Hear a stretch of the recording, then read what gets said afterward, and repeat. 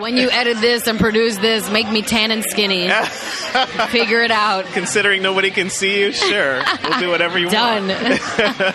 Happy hour from 4 to 6 daily in our bar. Handcrafted cocktails at Tommy's. The whitest tropical place you'll be in New York. Appreciate a good cocktail named Painkiller anywhere. You will wake up in pain after this drink. But I don't know how New York ever got to $9 is a good price for happy hour. Like, what? We're only going to be eating out of the happy hour menu. Because I'm cheap. It's just really weird that I find myself here all the time and I'm like, what?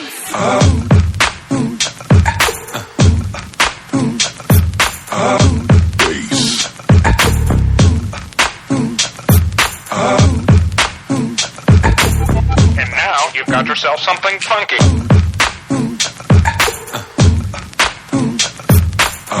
So, let's get this party started. It is Friday night in New York City, and there's a quiet storm outside. You know, I don't. You run this podcast.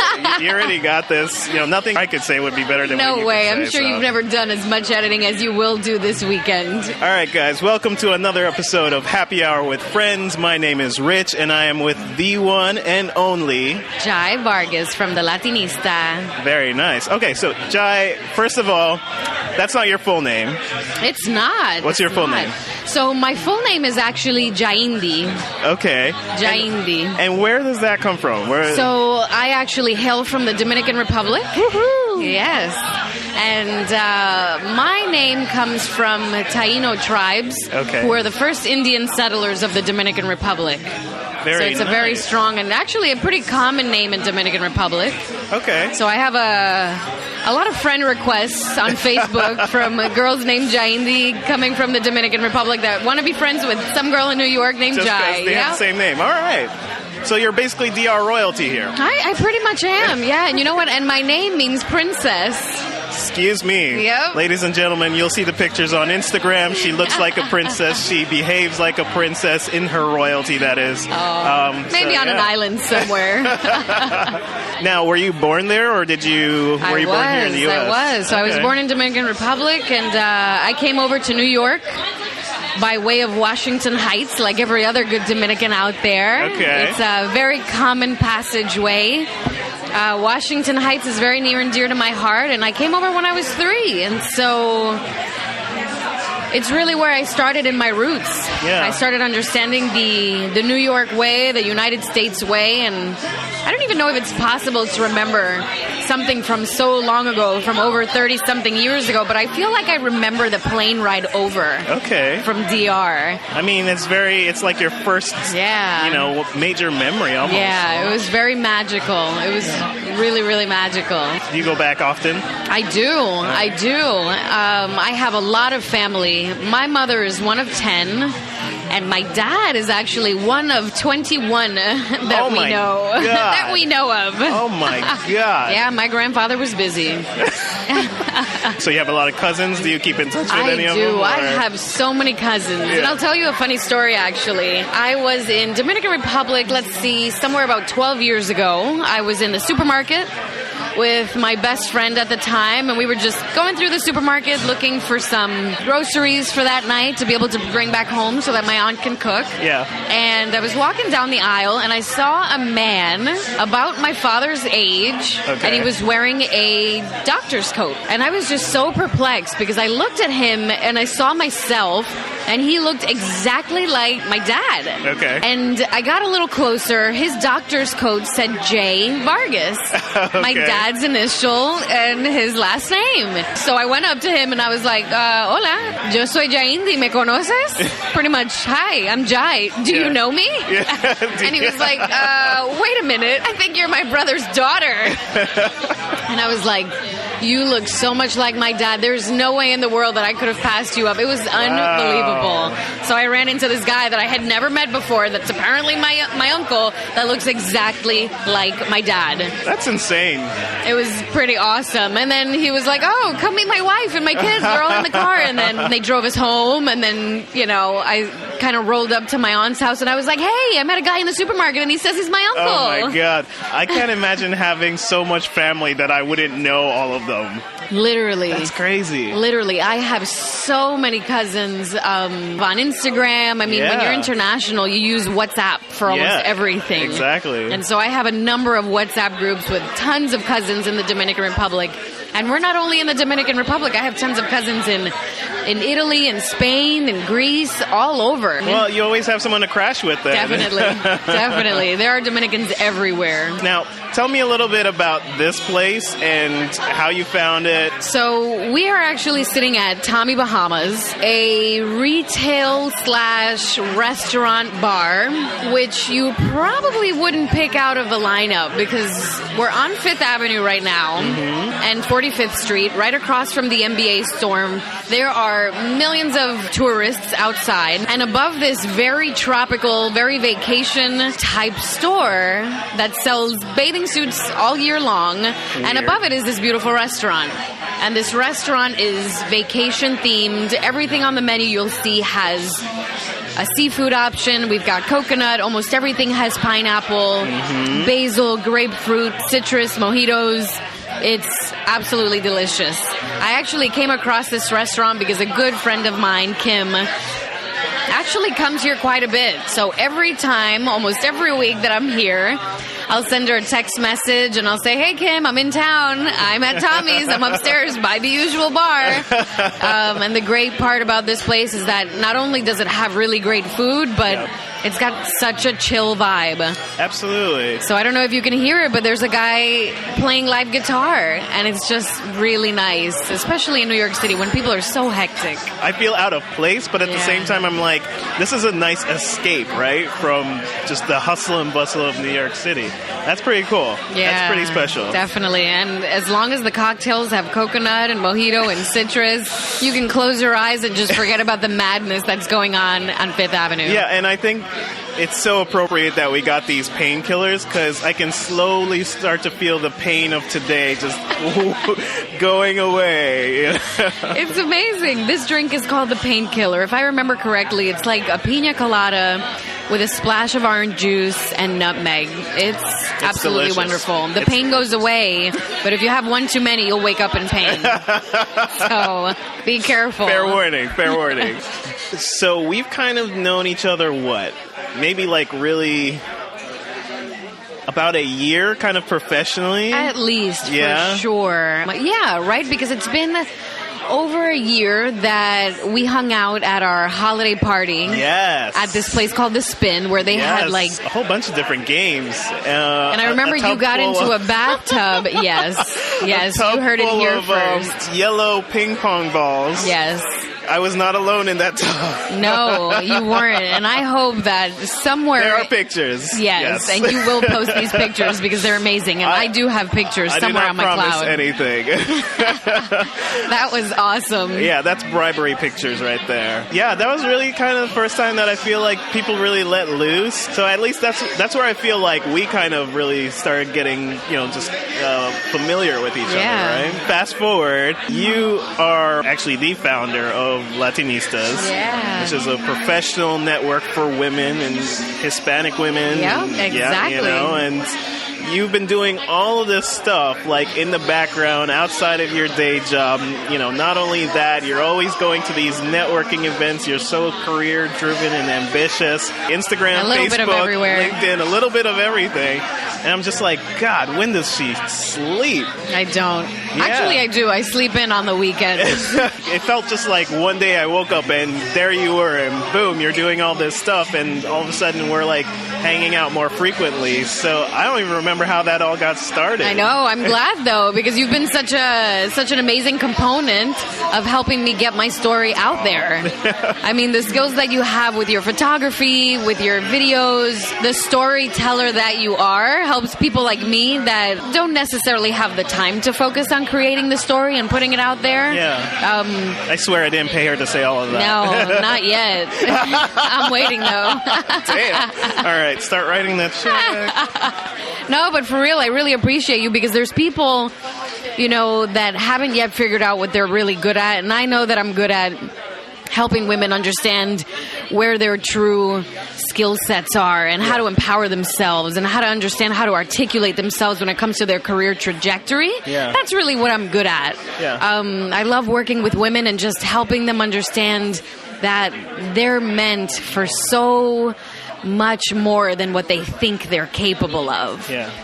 My thing is not social media. I don't really know how to be a storyteller. So when you came into my life by way of our employer, I thought it was fantastic because you have really understood the value and the importance of being able to package something like that, being able to tell a story through it and have people on the other side understand, even in a few seconds, really what something is made of and the value and the benefits of either embarking on that journey with that other person or really understanding the benefits of perhaps buying a service or a program. And that's a lot of what I do. Oh, you know what? I would give you more credit though, because I know you say you're not like great or the best at social media, but you are a great storyteller. You forget, I saw you up there talking to this group of women. The way in which you build it up, right? And you start to build them up and you start to address the very real concerns that they're facing every day and how you relate it to your own life. You make it personal and then it all just kicks off and everybody's so invested and you can just feel their attention on you every second of your talking. That's storytelling, right? And maybe, I love it. You're just so familiar with it in a different context, right? Yeah, I'd say so. I mean, I do love telling my story, and I think the reason why women gravitate so much to our program and our network is because they see themselves in me, right? I'm not that old yet. I don't think I'll ever consider myself old. Maybe when I get to like 76 and a half, because I live dangerously. I don't even know if I'll get that far. But I just feel like they see themselves in me, especially the demographic and the women, the age that they are. They're able to sort of understand that even if I haven't been through it, I know people that have, and I'm able to share their stories through my network. But I tell you, man, social media is challenging. Not because I don't understand it, but because, like you said, I do an event every night, and the last thing I want to do is pick up my phone and post away. You know, I don't have time to fix pictures, type everything out. My brain is literally fried every night at 10 p.m. after every single event that I attend. You know, and not only that, I have to prioritize my emails, the people that are trying to contact me, and so it's challenging for me. I really do feel like I need to get better at it, but I post every now and then to let people know I'm alive. Yeah. For me, I look at that and I go, well, you know, it really depends on, you're not the kind of person who's like, yes, it would be nice to start building a huge following, but I mean, at the end of the day, if you impact one person's life just through, you know, demonstrating on social media the things that you do, you know, that's a win, right? Yeah. 1 becomes 2, 2 becomes 4. Yeah, absolutely. And it's also being able to sustain it. I mean, even though I don't have a large following right now, I'm very personal with the people that I do work with. The women that are part of the network I consider them my friends. I mean, I don't just meet these women and I'm like, okay, great, see you at the next session. I literally text with them, chat with them, talk with them, hang out with them, be with them, eat with them, hang with them. Nice.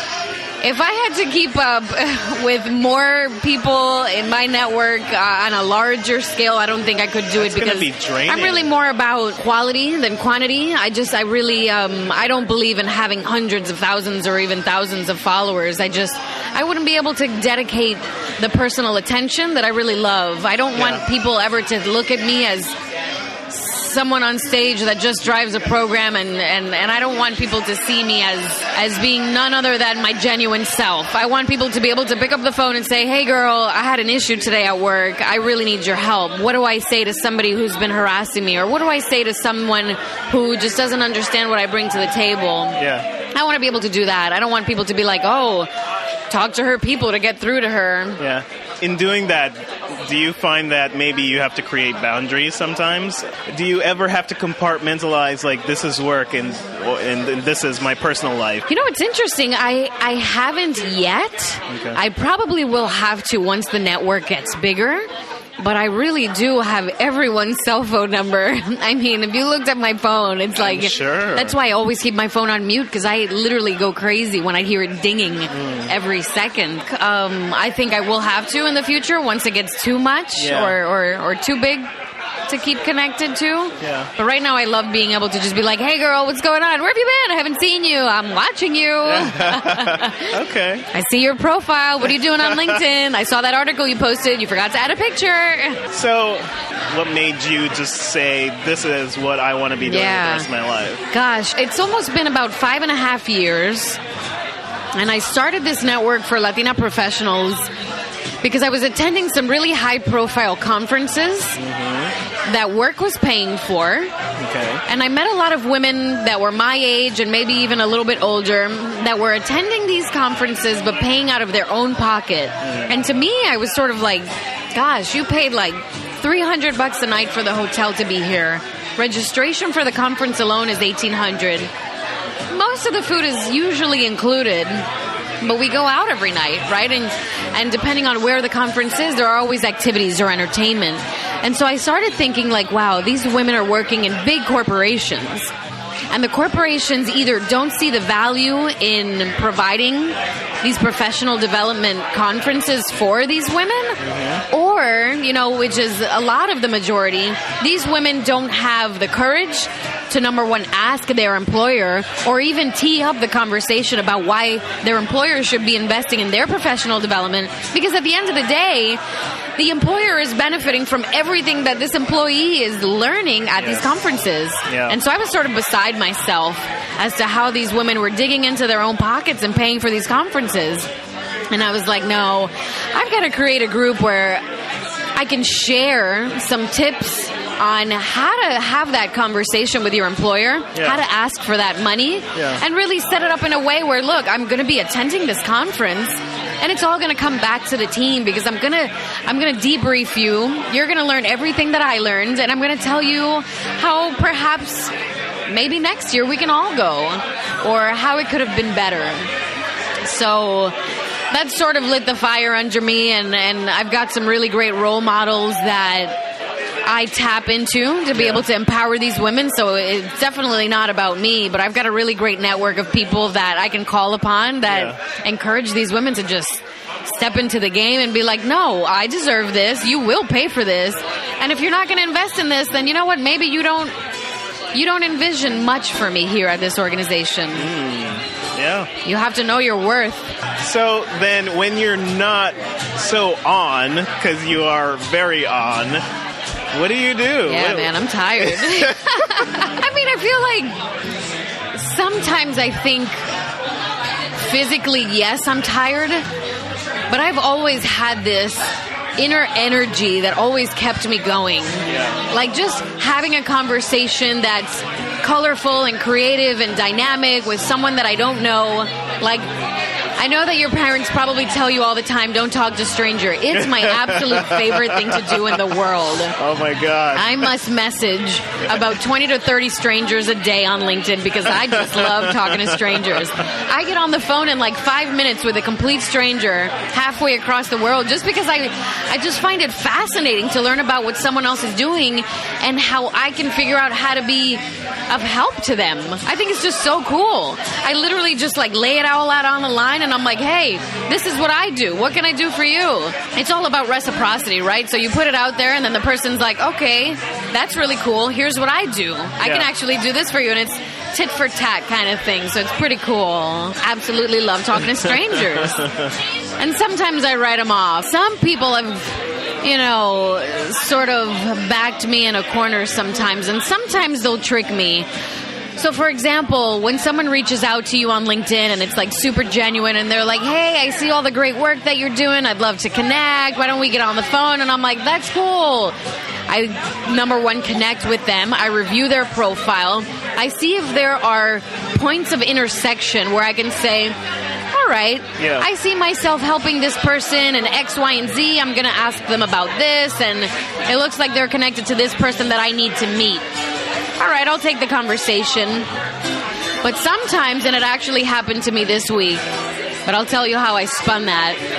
And so this woman reached out to me by way of someone else that connected me, and she worked at a multicultural agency, right? And she said, hey, I love the work that you're doing with Latinista. I'd love to be able to help you in some way. Why don't you come on in and we'll talk about this and just tell me a lot more about what you're doing. And I was like, yeah, great, absolutely. Her office is just right by mine. Yeah, I'll make the time. Took me a couple weeks to get over there, and I got over there, and I automatically knew that she wasn't genuine about what she was asking me for. Okay. She wasn't genuinely interested in what I was doing with Latinista. She actually wanted to know how my current employer could be a client of hers. Oh, and so she was pivoting a lot more towards, so what do you guys do in media? Yeah. How much money do you spend in this? What agency do you use? How can we get in there? And automatically I knew that, and I said, I'm sorry. Yeah. So you reached out to me to hear about what I'm doing with Latinista. That's the conversation that I'd love to have. If you want to do business with my employer, you can reach out to someone there. I won't be able to connect you. But if you want to know how you can help me, and I laid it out. It was like, I could be a spokesperson for any one of your clients. I already looked at your roster. Yeah. I said, this is how you can help me. I know that you're interested in probably working with my employer and getting this contract. Yeah. I won't be able to connect you with anyone there. Wow. And yeah, I've been there for 8 years. I know most of the people there, and I could connect her with someone, but... Yeah, but it's the principle of it, you know? Exactly. I knew that as soon as she started bringing up those questions, I was like, this chick is shady. That was so not cool. She played me. This chick is shady. Yep. She won't live that one down, though. I got a whole list of people that have it coming. Life is interesting on LinkedIn. I love what you do with this podcast, by the way. You know, I've always been so scared of podcasts because I hate my voice. I already told you have a great voice. Oh, gosh. I recorded a little bit of that beginning where you were just testing out the mic. It sounds great, so...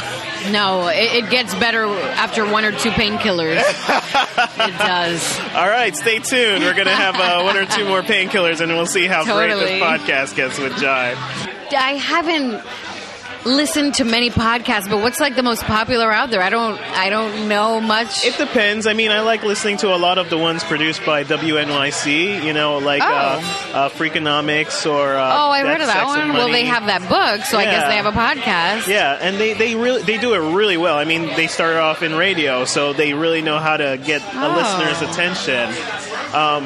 But for me, it's kind of like, I think of my audience as the people who are home on the weekend. Yeah. They're, you know, casually having a drink or having friends over, and maybe you want to throw this on.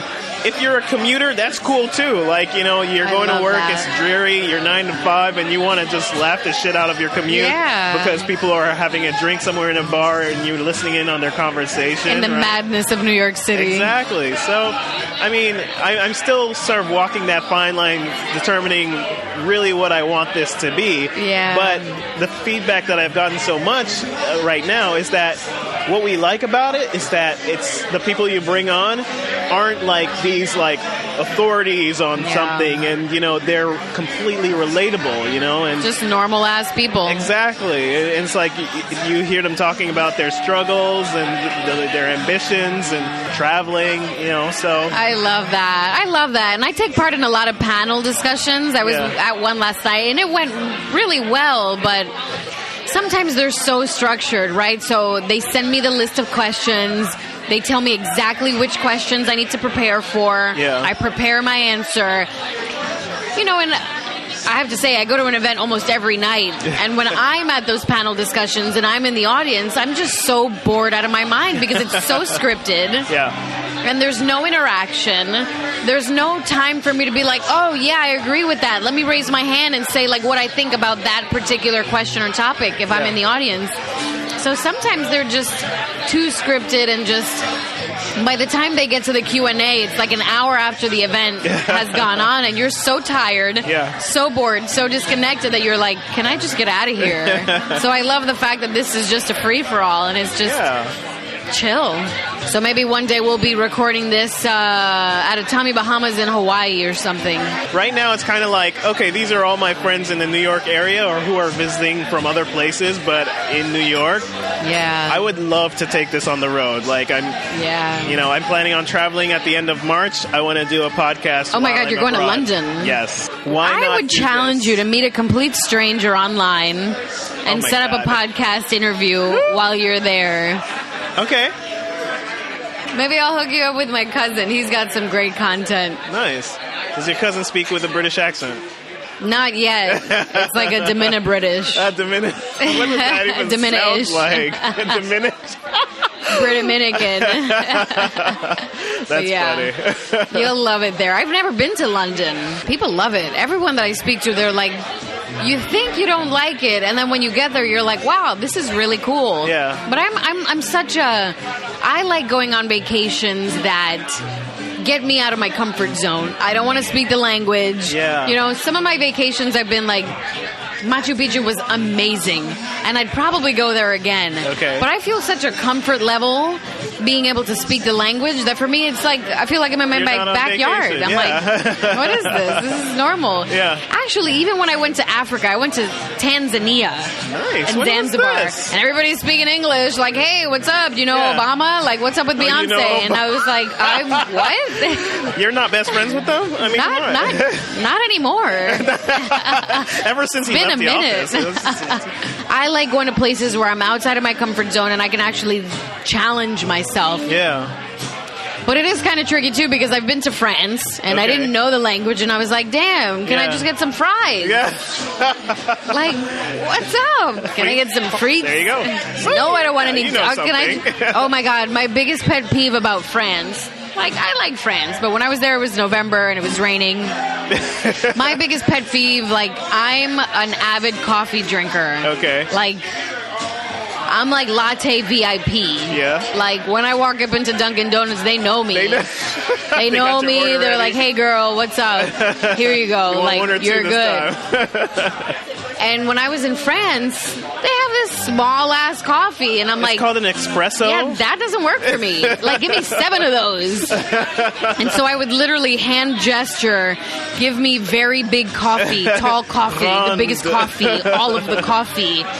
You know, and they charged me something like €6, and it was still like half a cup, and I was like, this is just not acceptable. Listen, I need to mount my own business here, and it's going to be like, no, because you got to know the culture. Everywhere else in the world. yeah, but I'm trying Well, to find a maybe not business everywhere. opportunity for everything. I need a damn latte It's when called I'm in portion France. control, all right? No. That's why they're so thin and skinny out Especially there. if I'm going to be walking around Paris for like 12 hours. I need a latte. Oh, man. That's hilarious. I always try to find like business opportunities. I'm like, it looks like they need pancakes here. Where was I the you other guys day? need an IHOP here in France. What are you doing with your life? Exactly.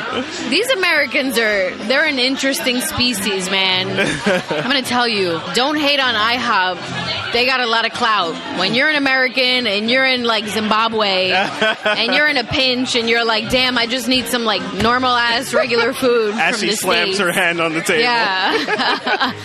You just need like a triple stack of pancakes. You'll be lucky to be like, oh, I'm home. Okay, great. Wow. I met a guy who's in the military the other day on a flight. And he had been in Djibouti, Africa for 8 months. And he was like, I cannot wait to go to Denny's. And I was like, yeah, man. That's Damn. what the American Denny's? dream is all about. As I roll my eyes. Wow, that's a very specific craving right there. I was like, this I don't remember guy's the last lit. time I went to Denny's. No. Oh, my God. Actually, the last time I went to Denny's, there's one on the Vegas Strip. Okay. And it's like 8 a.m. and people are like funneling cocktails at 8 a.m. Wow. And I am not. I mean, that is true, I will say. When I went to Japan just last year, I couldn't get enough of sushi. It's like, wow. you know, go everywhere, you eat fish, everything. You know, it's all fresh, it's delicious. I was like, you know what? I could do this the rest of my life. Screw that. Wow. I came back to the U.S. feeling all bougie, like, you know, I need a good ramen spot. I need a good sushi place, yes. you know, and I was doing that for like 2-3 weeks. I was like, yes.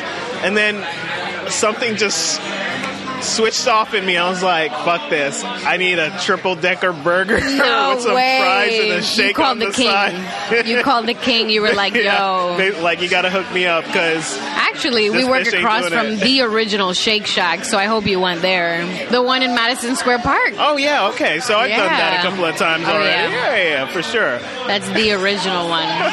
We got to order some food. I know. It's like we've already passed the happy hour here, but I think they didn't want to interrupt us here. Yeah, so. I think they saw like the whole production and they were like... like, no, it's okay. We can stuff our faces and talk on the microphone at the same time. Definitely. So it's like loosening up. Yeah. I'm going to tell him. He's like, don't call me over. We got here a while ago and we haven't been able to order. Can we order something? Thank you. Oh, you'll take it? I can take it for you. Okay. I'm the bartender. What do you want to eat? Everything that is fish related. Yay! So we'll do the ahi tuna tacos, and we'll do the blackened fish tacos. What else? Oh, that should be good to start, right? Thank you. Thank you. Yeah, they're really good. Ahi tuna tacos. And what was the other one? Good. And the blackened fish tacos. Blackened fish tacos. And no, I don't eat tacos every day because I'm Dominican, not Mexican. Okay? Wow. So, I wasn't going to be the one to say that, but since you brought it up. But it's interesting. Actually, I had someone a very long time ago. I was in a business meeting and they were like, hey, we're going to go to Mexican food tonight. And we were traveling at these big conferences. And I was like, oh, I don't want to go to that Mexican restaurant. I don't like Mexican food. And this guy had the nerve to be like, what are you talking about? You're Latina. How do you not like Mexican food? Aren't you Mexican? My God. And I was like boy, wow. Bye. No. First of all, I'm Dominican and I've never had more than 3 tacos in my life. Or a peanut butter and jelly sandwich. No. What do you think I am? And I'm in New York. I'm not in California. It was just crazy. And he was just blown away by me not liking Mexican food. And I was like, yeah. I didn't grow up with Mexicans. I'm Dominican. I have no idea. Rice and beans is my thing. Yeah. Was it a white boy? That's it. Have you faced any sort of stereotyping or discrimination like that? I think so. I mean, and most of the people, the general population knows Big Papi or something, like the baseball players, and they're like, that's a true damn Dominican. Yeah. That's the real Dominicanness. Yeah. And then when they see me, they're like, wow, you're so well spoken. Oh, I get that too. Wow, but your hair is so fine and straight. Wow. But you don't. And I'm like, no, I was legit born there. Yeah. Both of my parents are from. Wait, why am I convincing you? Right, I'm justifying. And a lot of my cousins are actually blonde with blue eyes. Really? But just like any country, you could be African and blonde with blue eyes. Oh, yeah, that's true. There are some. And so, but it's hard for people to see that. And so I've faced a lot of micro. I don't think anybody has ever. I think it's been more of they're just ignorant. Yeah. And they haven't met other people like me. Yeah. So. You, being a woman, being a Latina, and running this organization that is professional networking for Latinas, do you think that's going to be a little bit of an inhibitor, or do you think that's going to have some sort of connotation behind it when you're looking to work with bigger companies or bigger, entities and find funding and stuff do you think that race or anything is going to have an issue with that? So I actually flip that and I use that to my advantage because a lot of the times these big corporations and big companies, they don't know what to do with these Latinas. They really don't know how to develop them, how to be better for them, and how to cultivate their talent. So I come from an angle that's pretty much letting them know we've figured out how to develop these women because we understand where they're coming from and their experiences. You clearly can't do that internally, so why don't you invest, send them to our workshops, and we'll take care of it. It's one of those things where you're like, you're not going to be able to figure this out. Yeah. I am one. I have figured it out, and I've gone through it. Yeah. And we've got about 5.5 years. It's not a long time, but 5.5 years of experience with teaching women how to better themselves and really learning how to play the political game of the corporate world. Yeah. Which sometimes that's what you have to learn. Absolutely. to get ahead in life. Absolutely. But yeah, a lot of times these corporations are like, oh, but we have some programs here that will help Latinos get ahead. And I'm like, really? Tell me more about that. Who's leading that? Right. Oh, yeah, Becky? yeah. Becky is not really understanding where we're coming from. She doesn't understand why these women have their heads down and just working really hard, and then 6 years later are super frustrated about why they haven't gotten a raise. Number one, because they don't ask for it, and number two, because at this point, the time has just come and gone. Yeah. And so a lot of the times we develop these workshops, and that's really our angle, is helping these organizations understand that you can't do it. We can do it, because we are it. And we've figured out most of it, not all of it, because it's always evolving. And the biggest challenge is encouraging these women to stay in corporate America, because the pressure is so real. Yeah. And sometimes they just give up because it's so hard and people just don't understand them. They'd rather just not even deal with it. That's why there's such a boom in women being entrepreneurs and just setting up their own businesses, because they're like, you know what? This political BS, I'm not dealing with it. And I'm just done with being beaten on. I'm just going to go build my own thing, and let's see if I can make it. And most of the time they do. Yeah. So it's kind of like, it's a shame. I wish more women could stay in the corporate world, but at the same time, I love the fact that they have the ability to be able to just build their own company. Absolutely. And empower other women or men and men to be able to help them build this. Well, the food is here, so feel free to dig into it. I don't stand on ceremony. I talk and I eat at the same time, and it's all captured on the mic. So. Yeah. Well, I have to give you one of these. Yes, and I have to share this with you as well. Which one's the ahi and which one's the blackened? I wonder. Maybe this is the blackened. Oh, that one is the ahi tuna this tacos. Is the ahi tuna. Yeah. It's pretty good. You like it?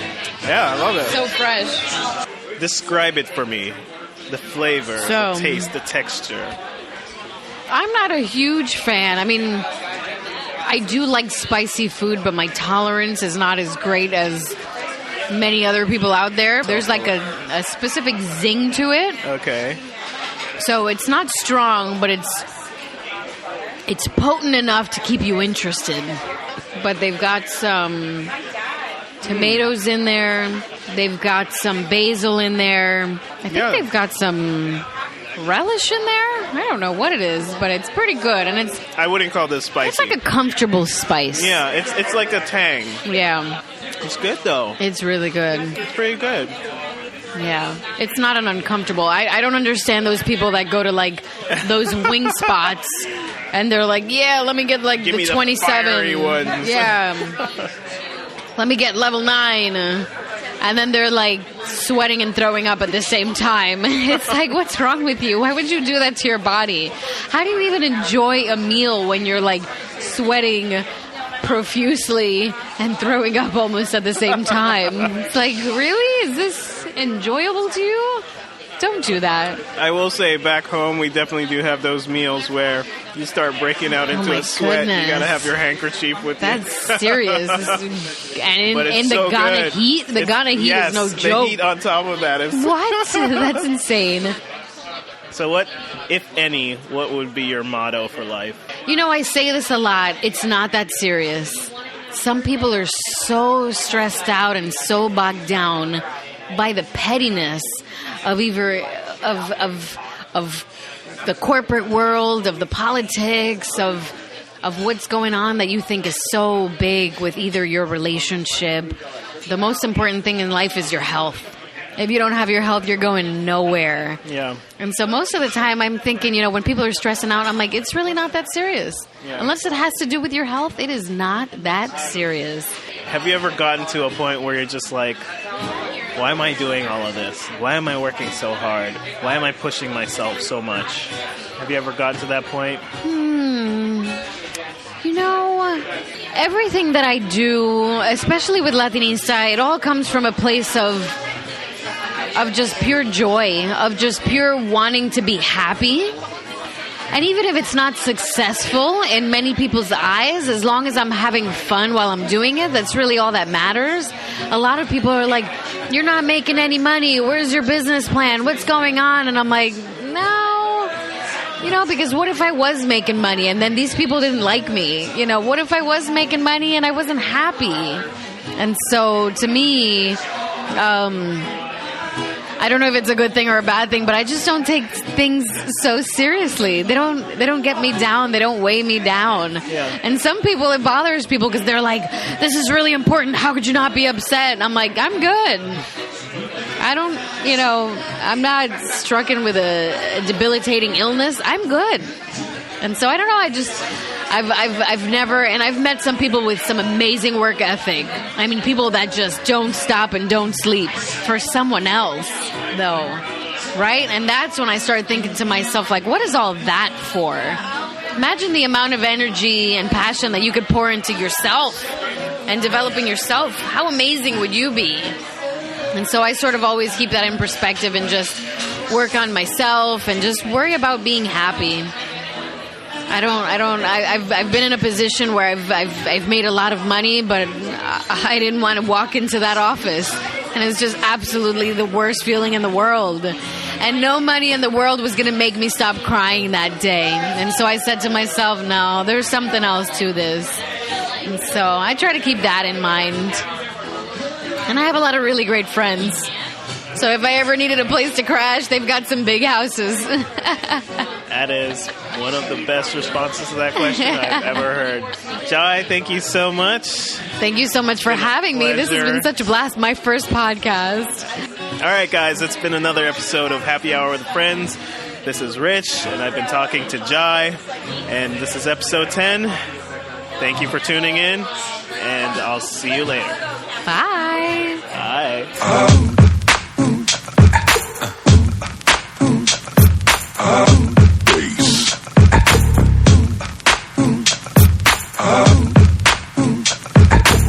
And now you've got yourself something funky.